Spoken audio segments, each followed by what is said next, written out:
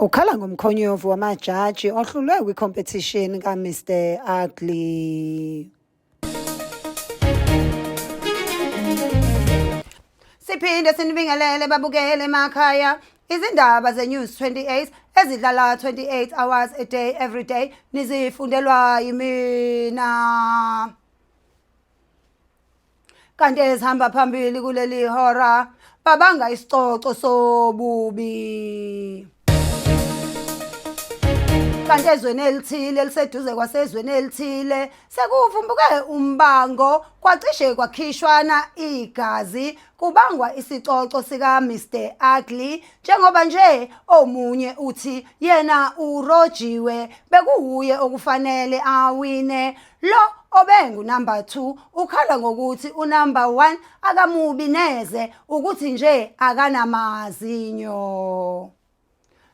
Lo munye ube esethi kushuthi lo owinile ugwazele amajaji athile ngoba yena uyazazi ukuthi ilokhu azalwa uye number 1 uma kuziwa kwezobubi.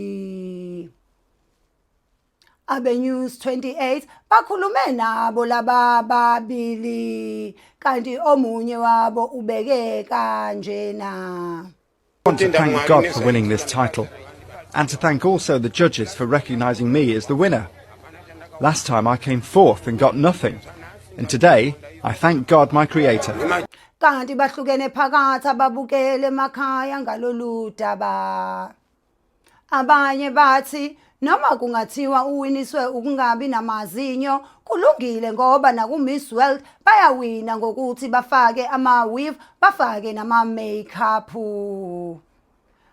Abanye bathi cha bamrobhile ngempela nabo bayaqala ukubona umuntu omubi kanjena. Kanti lenkulumo imjabulise kakhulu lo okhala ngokuthi urojiwe.